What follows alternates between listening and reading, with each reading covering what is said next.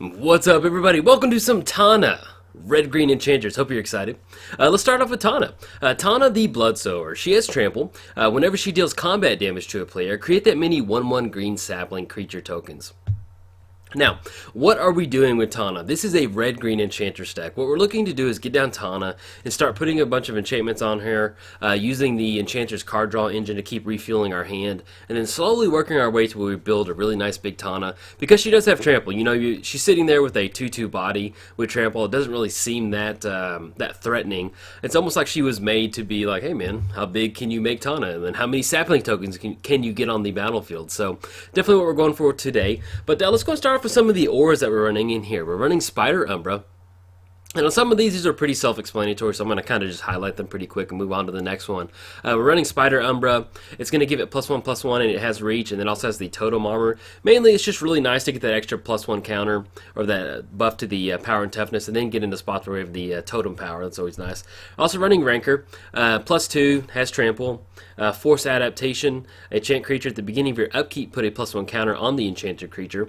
Now, with a lot of these one-drop enchantments, what we're looking to do is get down the enchanter's piece, start casting these one-drops for just 1 mana, and keep cycling our hand out. And a lot of them still give us that nice little extra value.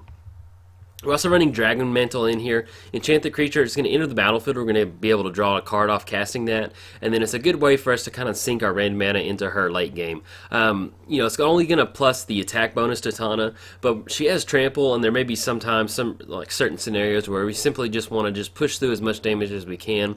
Maybe we need to push through combat damage or commander damage, or we just want to get a bunch of sapling tokens on the battlefield. So it's a really good way for us to kind of just dump our mana out. We're also running Crown of Flames. Pretty much the same thing. It does have the 1 red mana, return it back to our hand if something were to happen to Tana, so we can kind of return it back to the hand. You know, it's not the best, but it is what it is.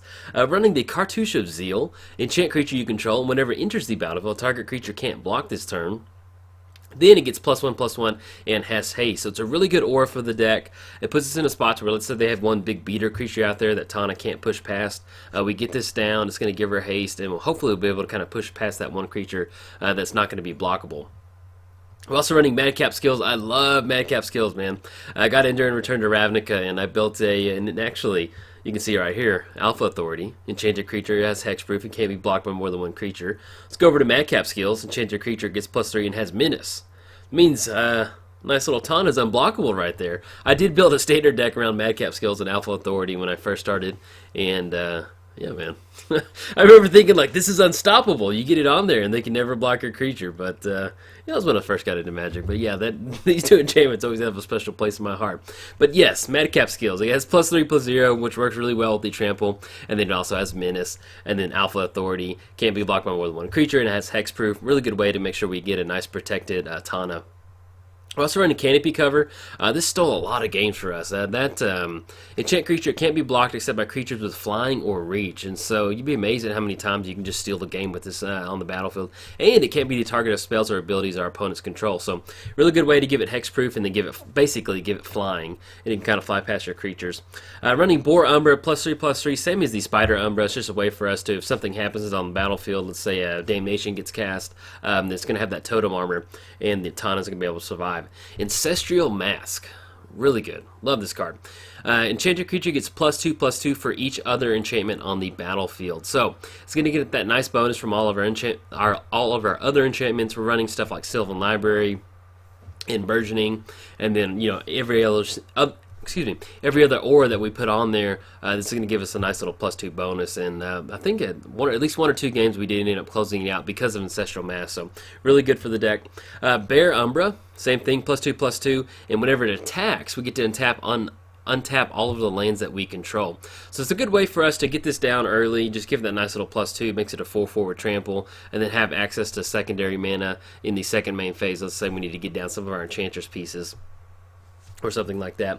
Running Xenagos in here, it fits in well with our enchantment theme, and it also gives us a nice little buff to Tana coming across. At the beginning of combat on your turn, another target creature you control gets haste and gets +X/+X until end of turn, where X is that creature's power. So there are some games where we may turn on Devotion with the number of enchantments that we have on the battlefield on Tana, but at least just simply having Xenagos down, it's a nice little pump effect, and then once we get to Devotion, it turns into a 6/5 creature that we can pump itself and give it a nice little trample kind of coming across. We're also running, keeping with the power theme on Tana, running Elemental Mastery. Let's say that we get all of these enchantments on there and we can't push in. Let's just say there's just not a board state that's good for us to push in. So we get Elemental Mastery on Tana. Enchanted creature has tap, create X1/1 red elemental creature tokens with haste, or exile this creature's power, exile them at the beginning of the next end step. So what we can do is it can give us a nice little board of creatures to start swinging in. Let's say we have Parallel Lives on the battlefield. It's going to amplify the number of tokens out there. Mainly it's in here for a way for us to kind of sit back with Tana, if that way we don't have to attack into a board full of Death Touch or whatever. Basically, if there's just some reason we don't want to swing in with Tana, this is another way for us to give us a nice little enchantment bonus and get some nice little tokens for our troubles. Alright, so we covered the auras over on Tana. Let's go over to the what to do once we get these sapling tokens on the battlefield. So we're going to be dealing this damage. She has trample. What can we do to utilize that? We're running Skull Clamp. We get those saplings on the battlefield, equip it. Whenever it dies, draw 2 cards. It's a really good way for us to cycle through our deck, get some more auras. We're also running Bravado, which is another aura for Tana. Enchant creature, it gets +1/+1 for each other creature that you control. So let's say that we just get a few on there. She's a nice little 4/4, 6/6 body. We connect, get about 5 saplings on the battlefield. Next thing you know, we're sitting at a 10 or 11, 12 Tana with trample, and usually most of the time you get Bravado down with at least 1 swing in from her, and that's almost going to be commander damage the following turn. We're also running Betrothed of Fire. This is a really fun enchantment for the deck. So glad I found it. Sacrifice an untapped creature. It gets +2/+2 until end of turn, and then sacrifice the enchanted creature. Creatures you control get +2/+0 until end of turn. So let's say that we have Tana on the battlefield and we have 20 saplings out there. We sacrifice Tana. That's going to give a nice little +2/+0 bonus to the rest of our saplings. Hopefully that'll be lethal. If not, we get into spots where Tana has trample. We can just sacrifice all the other sapling tokens that are untapped to give her a nice little last minute bonus. So really good card for the deck. Really fun to play around with. We're also running Curse of the Stalked Prey. Enchant player, we're always going to pick our opponent, and whenever a creature deals combat damage to enchanted player, put a +1 counter on that creature. So the sapling tokens come really cheap in this deck. So we're looking to get into spots where we get down Curse of the Stalked Prey, swing in with maybe around 10 saplings, maybe we lose half of them. Next thing you know, we have 2/2 saplings, and then some of those connect. We have some 3/3 saplings. So it's kind of like one of the ooze cards in Magic where it dies and it comes back. I think it's the Meiotic Ooze. It's the one I can see it in my head. It like dies and it makes 2 and then it makes 2. But yeah, it's kind of like that. So basically we can kind of keep swinging in and making our sapling tokens bigger. We're also running Goblin Bombardment. Sacrifice a creature. Goblin Bombardment deals 1 damage to target creature or player. Once again, if we have a bunch of them on the battlefield, we can just simply sack them out and deal that damage up top or start picking off some of our opponent's creatures. We're also running the Ride in here. This is a really good way for us to... let me get back over there. There we go. It's a really good way for us to really utilize a lot of the sapling tokens. I mean, you get this down with Parallel Lives, and it's just like... you've got more than enough mana for anything that you need. Go for it. Running the Death Enchantment. Whenever a creature dies, that creature controller may draw a card. So once again, keeping on theme with the swinging with our sapling tokens, and we'll get a little bit of extra card draw. Parallel Lives. If an effect will create 1 or more tokens under your control, it creates twice that many instead. So we swing in for Tana, connect for 5. That's going to be 10 sapling tokens on the battlefield. Even if we don't have some sort of buff for all the sapling tokens on our battlefield, once you get to the number of around 10 to 20 sapling tokens on the battlefield, usually that's going to be lethal for you to swing in. So pretty good. Oh, and this is just nasty. Running Porphyro's God of the Forge. Whenever another creature enters the battlefield under your control, Porphyro deals 2 damage to each opponent. So you can see we're connecting with Tana for 5 saplings on the battlefield, 5 times 2. That's going to be 10 damage being dealt from Porphyro's simply from getting those sapling tokens on the battlefield. It's not that crazy to where we're going to get into spots where we even turn on the Devotion for Porphyro, so we're going to have a 6/5 beat stick. And then it has a nice little mana sink ability. Creatures you control get +1 until end of turn. So it's a nice little buff for all these sapling tokens on the battlefield. Running Outpost Siege, we're going to choose Khans or Dragons. Let's say it's early game, we don't have a whole lot of action. We go Khans, we exile the top card of our library, then we may cast it until end of turn. Or let's say that we have established a bunch of saplings on the battlefield. We can choose Dragons. Whenever a creature you control leaves the battlefield, deals 1 damage to target creature or player. So it's great early game, it's great late game, really good card. It fits in well with our enchantments theme. Once again, if we're kind of pairing it with Goblin Bombardment, we sacrifice it. That's going to be 1 damage from the Goblin Bombardment, and then we get an extra damage from the Dragon's trigger off the Khan. So pretty cool. And then Beastmaster Ascension, whenever a creature you control attacks, you may put a quest counter on it, and as long as it has 7 more quest counters on it, creatures you control get +5/+5 until end of turn. So this is one of those that we get it down once we have at least 5 or 6 or 7 sapling tokens. We get into spots where we can simply connect with Tana for one time, and then the following turn have an active Beastmaster Ascension to give that nice little +5 bonus to the rest of our sapling tokens, and that feels good. Love it. It's a great way to win the game. Okay, so we've covered Tana, we've covered the orbs, we've covered what we're doing with the sapling tokens. Let's go over to Tana's weapons. If you're going to be sowing some blood, you need some good weapons. So, running Sword of Body and Mind. We will kind of run into some collateral damage. We are running red and green enchantments in here.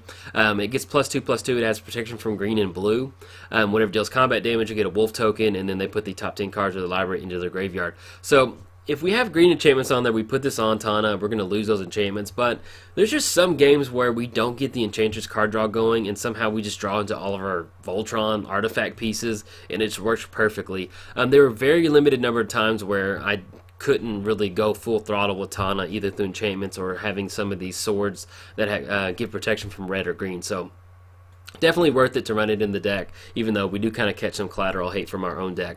Running Sword of Feast and Famine, protection from black and green, deals combat damage to player. They're going to discard a card and we get to untap our lands. Pretty much like the Bear Umbra, just another way for us to kind of start dumping some more of our stuff out of our hand.